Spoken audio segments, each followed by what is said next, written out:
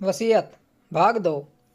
कुसुम सोच रही थी, क्या वह सच सबके सामने लाए या चुप रहकर खेल देखती रहे।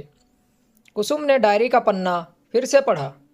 हाथ कांप रहे थे, लेकिन आंखें ठंडी हो चुकी थी। उसमें साफ लिखा था कि सुरेश ने पिछले साल दुकान के पैसों में हेरा फेरी की। कर्ज मेरे नाम चढ़ा है। अगर कभी सच सामने लाना पड़े तो बैंक के कागज़ अलमारी की दूसरी दराज में है। कुसुम को याद आया, उसके ससुर जी ने वही दिन उसे बुलाकर कहा था, मैं अपने ही घर में चोर पाल रहा हूँ, बाप हूँ, खुलकर बोल नहीं पा रहा। अगर तेरे साथ कभी अन्याय हो तो यह सच दबाना मत। बाहर से आवाज़ें आ रही थी। सुरेश चिल्ला रहा था, माँ, अभी वकील से बात करते हैं, केस डालेंगे। यह सब दबाव में साइन कराया गया होगा। लता जी बोली, अगर सच में तेरे पापा ने जानबूझकर किया हो तो।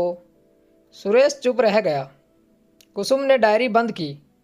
कुछ देर तक छत देखती रही, फिर दराज खोली। बैंक की फाइल वहीं थी, हर ट्रांजैक्शन, हर साइन। उसी वक्त दरवाज़ा धड़ाम से खुला। सुरेश अंदर आया। क्या ढूंढ रही हो? कुसुम ने फाइल हाथ में पकड़ी रखी। सच ढूंढ रही हूँ। वो आगे बढ़ा। बहुत उड़ रही हो आजकल। याद रखो, समाज में नाम हमारा है, लोग तुम पर उंगली उठाएंगे। कुसुम ने पहली बार उसकी आंखों में आंखें डालकर कहा, नाम बचाने की इतनी चिंता थी तो पापा के पैसों में हाथ नहीं डालते। सुरेश सन्न रह गया। क्या बकवास कर रही हो? कुसुम ने फाइल उसकी तरफ बढ़ाई। यह बैंक स्टेटमेंट है, यह तुम्हारे साइन, और यह कर्ज जो बाबूजी ने चुपचाप चुकाया। उसका चेहरा उतर गया। इतने में लता जी भी दरवाजे पर आ गई। क्या हो रहा है? कुसुम ने शांत आवाज़ में कहा, माँ जी, वसीयत क्यों बदली? आज समझ में आ गया। बाबूजी को सब पता था। लता जी ने फाइल झटके से ली। पन्ने पलटे, उनके हाथ भी कांपने लगे। सुरेश, क्या यह सब सच है? सुरेश ने नज़रें झुका ली। बिजनेस में नुकसान हुआ था, संभालने के लिए किया, वापस कर देता। कुसुम बीच में बोली, लेकिन किया तो नहीं था ना। और बाबूजी ने मुझे इसलिए चुना क्योंकि उन्हें डर था यह घर गलत हाथ में ना चला जाए। कमरे में भारी चुप्पी थी। लता जी धीरे से बैठ गई। उनके चेहरे पर गुस्सा नहीं, टूटन थी।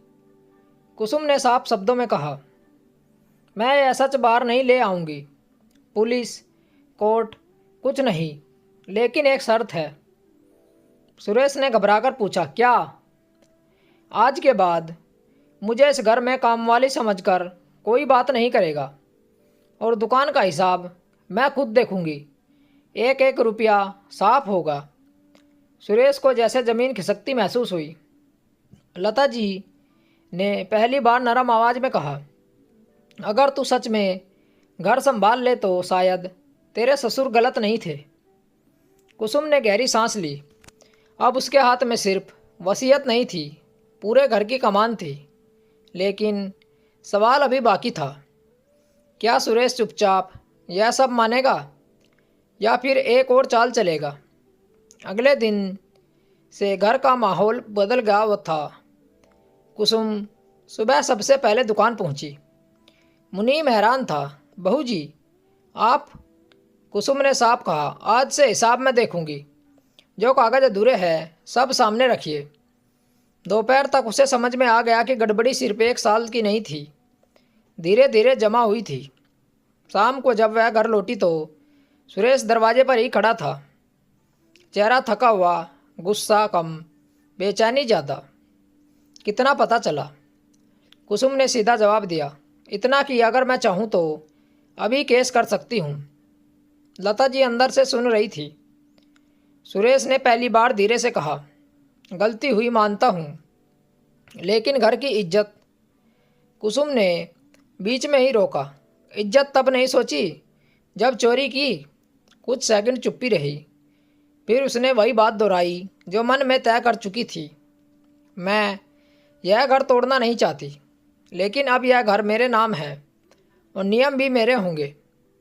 लता जी बाहर आई। कौन से नियम? कुसुम ने साफ शब्दों में कहा। पहला, दुकान का हर फैसला लिखित होगा। दूसरा, मुझे ताने देना बंद। और तीसरा, मेरे पति की हिस्सेदारी का सम्मान होगा, मिटाया नहीं जाएगा। सुरेश ने सिर झुका लिया। लता जी ने कुछ पल बाद कहा, अगर तू सच में सब संभाल ले तो हमें कोई ऐतराज़ नहीं। कुसुम ने उनकी आंखों में देखा और बोली, संभाल लूँगी, लेकिन डराकर नहीं, बराबरी से। कुछ महीनों बाद दुकान का कर्ज उतरने लगा। हिसाब साफ होने लग गए। लोग कहने लगे, राम बाबू की बहू ने काम संभाल लिया। घर में अब आवाज़ें कम ऊंची होती थी। सुरेश पहले की तरह अकड़ कर नहीं चलता था। एक शाम लता जी ने धीरे से कहा, तेरे ससुर ने जो किया शायद ठीक ही किया। कुसुम ने पहली बार बिना कड़वाहट के जवाब दिया। उन्होंने मुझे घर दिया था, अब मैं उसे बचा रही हूँ। उस दिन के बाद किसी ने उसे कामवाली नहीं कहा। वह मालिक बनकर नहीं, जिम्मेदारी लेकर खड़ी हुई। और घर पहली बार डर से नहीं, नियम से चल रहा था। तो दोस्तों, आपको कहानी कैसी लगी कमेंट करके हमें बताएं और चैनल को ज़रूर सब्सक्राइब करें। मिलते हैं आपसे एक और अच्छी कहानी के साथ। कहानी सुनने के लिए आप लोगों का धन्यवाद। राम राम दोस्तों।